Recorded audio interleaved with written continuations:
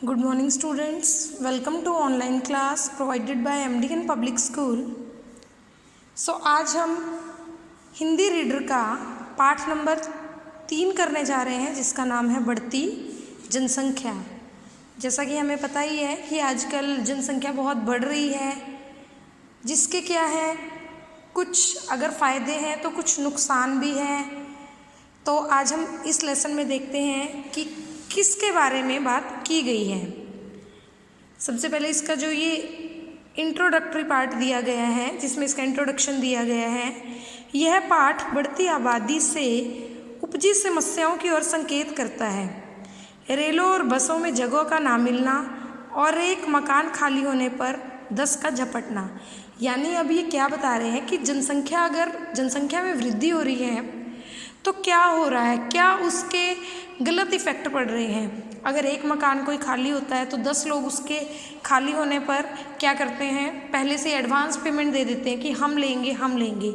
ट्रेनों में सीट ना मिलना, बसों में सीट ना मिलना, दुकानों पर नंबर ना आना, पहले राशन का ख़त्म हो जाना आदि समस्याएं असीमित जनसंख्या के परिणाम हैं। यानी जनसंख्या अगर बढ़ रही है तो राशन भी जल्दी ख़त्म हो जाता है। कोई भी देश व्यवस्था और उत्पादन के प्रति चाहे जितना सजग हो, लेकिन इस तरह अगर उस मंजों की भांति आबादी बढ़ती रही तो समस्याओं का अंत कभी नहीं होगा। चाहे कोई भी देश कितना ही विकसित हो, लेकिन अगर जनसंख्या बढ़ती रही तो क्या होंगे, उसके हमेशा विपरीत प्रभाव ही होंगे। यह पाठ जनसंख्या वृद्धि पर अंकुश लगाने की शिक्षा के लिए बहुत उपयुक्त है। और इस लेसन में हमें क्या बताया हुआ है कि जनसंख्या अगर बढ़ रही है तो उसे कैसे रोका जाए। मेरे एक अभिन्न मित्र हैं, यानी मेरे एक बहुत अच्छे मित्र हैं बाबू उमाकांत वर्मा, जिनका नाम क्या है, उमाकांत वर्मा। उनके परिवार में उनकी पत्नी और 7 बच्चे हैं। उनके परिवार में कौन है, उनकी पत्नी और उनके 7 बच्चे हैं। मुझे उनकी पुत्री के विवाह में सम्मिलित होने के लिए मुंबई जाना था। जो इस लेसन में बात कर रहे हैं वो क्या कह रहे हैं, वो उनका एक कोई बहुत अच्छा मित्र है बाबू उमाकांत वर्मा, उसकी वाइफ है, उसके साथ उसके 7 बच्चे हैं, लेकिन उनमें से जो उनकी बेटी है उसकी शादी है। उसकी शादी के लिए उन्हें कहाँ जाना था, मुंबई। 1 महीना पहले टिकट का आरक्षण कराने रेलवे स्टेशन गया तो ज्ञात हुआ कि किसी भी गाड़ी में स्थान नहीं है।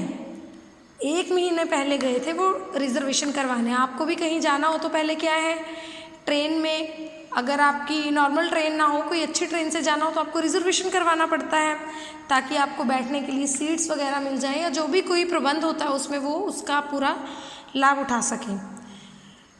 तो उन्हें ये पता चला कि किसी भी ट्रेन में कोई सीट नहीं है, यानी ऑलरेडी वहाँ पर क्या हो चुका था, रिजर्वेशन हो चुका था।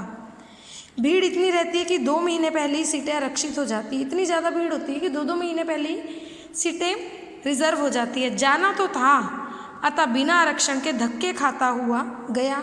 वो उनके अभिन्न मित्र थे, बेस्ट फ्रेंड थे, इसलिए उन्हें जाना भी ज़रूरी था।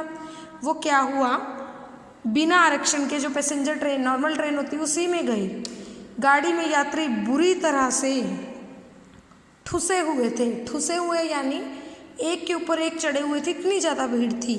मुंबई स्टेशन पर मित्र का बड़ा लड़का मुझे लेने आया हुआ था, और वहीं स्टेशन पर उनका जो बड़ा बेटा था वो उन्हें लेने आया हुआ था।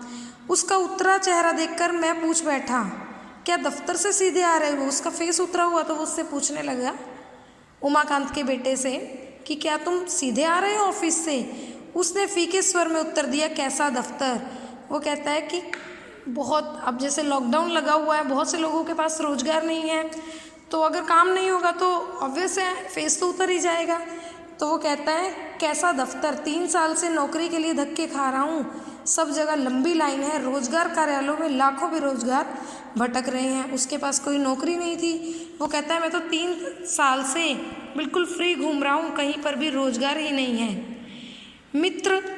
मित्र महाशय के घर, यानी मित्र अपने दोस्त को महाशय कह रहे हैं। वो जब वो मित्र उमाकांत जी के घर पहुँचता है तो छोटा सा मकान देखकर उनका दम घुटने लगता है। मुंबई में, दिल्ली में क्या होते हैं, बहुत छोटे छोटे मकान होते हैं, तो उनका तो दम घुटने लगता है। मैंने मित्र से पूछा, क्या तुम्हारे पास यही एक कमरा है।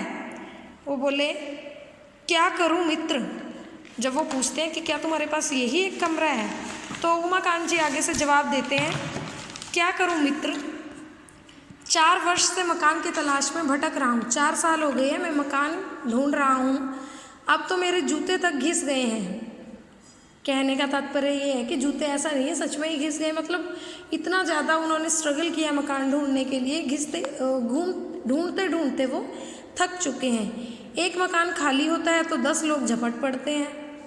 मैं समझ गया, सब बढ़ती जनसंख्या का दुष्परिणाम है। उमाकांत जी के मित्र सोचते हैं कि ये सिर्फ और सिर्फ क्या रीज़न है इसका, बढ़ती हुई जनसंख्या। तभी मित्र की पत्नी जलपान लेकर आ गई। उसका पीला चेहरा देखकर मैं व्यथित हो उठा। मैंने पूछा, कब से बीमार हो भाभी? ये देखिए यहाँ पर पत्नी आई है चाय पानी लेकर। वो उमाकांत जी से पूछता है उनका पीला चेहरा देखकर कि भाभी जी कब से बीमार है, क्या इलाज नहीं करवा रही? वे फीकी हंसी बिखेरते हुए बोली, धीमी सी हंसी में बोली, इतने बड़े परिवार में कोई ना कोई बीमार होता ही है, किस किस का इलाज करवाया जाए। तो देखिए कितनी हैरानी की बात है, बड़े परिवार के दुष्परिणाम देखिए। ज़्यादा फैमिली मेम्बर्स होंगे, कभी कोई बीमार होगा, कभी कोई, आय के साधन कम होंगे तो वो क्या कहते हैं कि कभी किसी को चेक करवाना पड़ता है, कभी किसी को। अस्पताल में डॉक्टर को मरीज बुरी तरह घेरे रहते हैं। डॉक्टर्स को क्या होते हैं, जितने भी पेशेंट हैं वो भी घेरे रखते हैं, वो भी उसे ढंग से नहीं देखते हैं। ज़्यादा भीड़ होगी तो डॉक्टर भी अच्छे से चेक नहीं करेंगे। तभी मित्र के छोटे बेटे ने घर में प्रवेश किया। छोटा बेटा आता है अब घर में, उसकी एंट्री होती है। ये रहा वो छोटा बेटा, ये है वो छोटा बेटा, सॉरी ये छोटा बेटा आता है।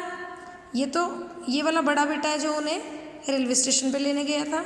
ये छोटा बेटा है उमाकांत जी का। तो अब वो गुस्से में आता है, भीतर आते ही बोला, माँ मैं अब राशन लेने नहीं जाऊँगा। वहाँ हर समय इतनी लंबी लाइन लगी होती है कि समाप्त होने का नाम ही नहीं लेती।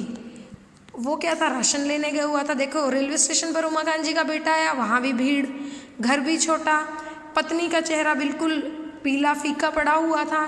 वो भी बड़े परिवार के कारण, डॉक्टरों पे भीड़ होने के कारण नहीं जा रही थी। अब छोटा बेटा जो देखिए हाथ में थैला लिए हुए राशन लेने गया, वो भी कहता है कि मैं नहीं जाऊंगा, राशन की दुकान पर बहुत भीड़ होती है। मैं सोचने लगा कि आखिर इन सब का क्या कारण है। अब उमाकांत का मित्र सोचता है इन सब का कारण क्या है। दुकानों की संख्या बढ़ गई फिर भी सामान नहीं मिलता। दुकानों की संख्या चाहे बढ़ गई हो, जहाँ 10 दुकानें होती थी पहले, आज चाहे उसी एरिया में 20 दुकानें हैं, फिर भी इतनी भीड़ है। क्या कारण है? क्योंकि जनसंख्या में वृद्धि हो रही है। रेलगाड़ियाँ अधिक हैं, पहले से ज़्यादा है, फिर भी जगह नहीं मिलती। स्कूलों में बच्चों को एडमिशन नहीं मिलती।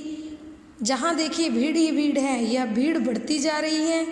अच्छी पैदावार और अच्छा उत्पादन होते हुए प्रत्येक वस्तु का अभाव दिखाई दे रहा है। चाहे अच्छी उत्पादन है, अच्छी पैदावार है, लेकिन हर वस्तु की कमी है। यदि समय रहते हमने इस समस्या का परिष्कार यानी हमने इसे निदान नहीं किया, इसका समाधान नहीं किया, तो क्या होगी, स्थिति बिगड़ जाएगी और देश की प्रगति क्या होगी, रुक जाएगी, यानी इस पर अंकुश लग जाएगा। अंकुश होता है रुकना। आज हमारी जनसंख्या 120 करोड़ के आंकड़े को पार कर गई है। यानी भारत की जनसंख्या कितनी पार हो गई है? 120 करोड़। और स्थिति क्या है? भयावह यानी डरावनी है। तो देखिए यहाँ पर आपको इस लेसन के वर्ड मीनिंग दिए गए हैं, शब्दार्थ दिए गए हैं, आपको ये याद करने हैं और इसी के बिहाफ पर, लेसन के बिहाफ पर आपको फुल बुक वर्क फिल करना है। 1 बाय 1 आपको क्या होगी, इसकी आंसर की दी जाएगी। So thank you and have a good day.